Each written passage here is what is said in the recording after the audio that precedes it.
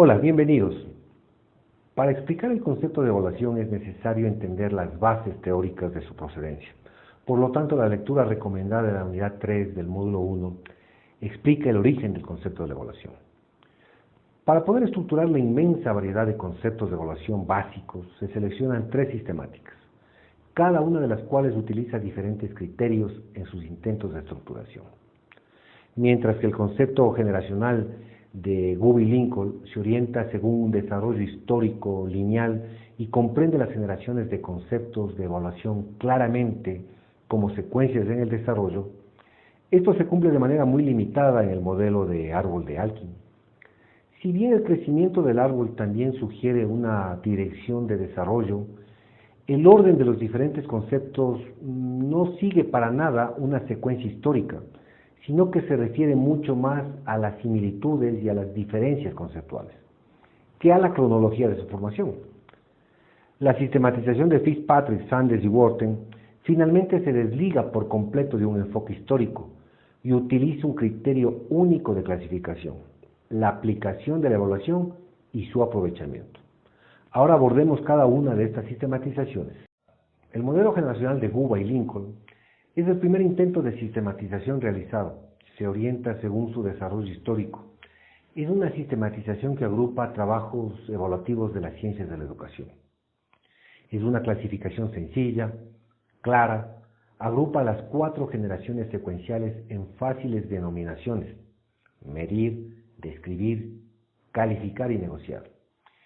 El mérito de esta sistematización consiste en destacar 4 tareas principales que deben ejecutarse en el marco de una evaluación y que efectivamente se vuelven a encontrar de forma diferente en cada uno de los conceptos de evaluación. La tercera generación de evaluación de este modelo de sistematización es calificar. Y en efecto, la calificación representa el elemento central de la evaluación, el cual diferencia de la investigación científica básica. Uno de los autores de esta generación es Robert Stake, con un modelo de evaluación respondiente. En la cuarta generación, Guba y Lincoln se autodenominan representantes de esta cuarta generación de la evaluación, con su modelo de evaluación constructivista, que consiste en atender las necesidades de información de los destinatarios potenciales de la evaluación, tomando en cuenta las diferentes perspectivas de valores de los participantes. El modelo del árbol de Alkin y Christie para la sistematización de las teorías de evaluación ha captado la atención en los últimos años. A diferencia de Guba y Lincoln, Alkin y Christie no siguen un principio de ordenamiento temporal cronológico, sino que enfatizan las similitudes del contenido de los conceptos que se encuentran en una rama principal o secundaria. La representación muy clara en forma de árbol sugiere un proceso de crecimiento desde abajo, desde las raíces del rendimiento de cuentas y la investigación social empírica, los cuales conforman al mismo tiempo el tronco del árbol, de la evaluación hacia arriba, facilitando la comprensión visual de una diferenciación cada vez más avanzada de los conceptos por medio de una ramificación cada vez mayor. El primer paso es importante, lo vemos en la diferenciación de 3 ramas principales. Los conceptos de evaluación que se ocupan principalmente de preguntas de metodología, métodos, de la práctica, uso o del proceso de valoración. Alkin y Christie le asignan a cada uno de los 3 principales senderos un padre de la tribu, a quien identificaron como vital para el desarrollo. Así tenemos para el sendero principal del desarrollo metodológico a Ralph W. Tyler.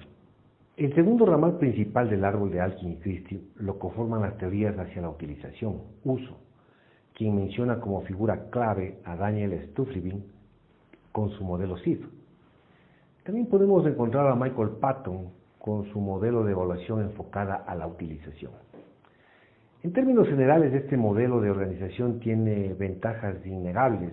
La primera de ellas es naturalmente su claridad visual y claro principio de ordenamiento en el cual se basa y que permite clasificar claramente a los teóricos principales de la evaluación. Y por último tenemos otro intento de sistematización que se diferencia en gran manera de los anteriores, y este es el modelo de sistematización de Fitzpatrick, Sanders y Wharton. En los últimos años se ha ido imponiendo en la investigación evaluativa una concepción caracterizada más que todo por el pragmatismo, según la cual cobran menos importancia las raíces teórico-científicas, los conceptos teóricos o las metodologías aplicadas, y más bien se pone énfasis en la utilidad de los resultados de la evaluación para cada uno de los stakeholders. Más allá de todas las cuestiones teóricas y metodológicas, existe consenso en que lo más importante es que los resultados de la evaluación sean aprovechados por los stakeholders. Para ello es necesario que la evaluación o las evaluaciones cumplan con su tarea.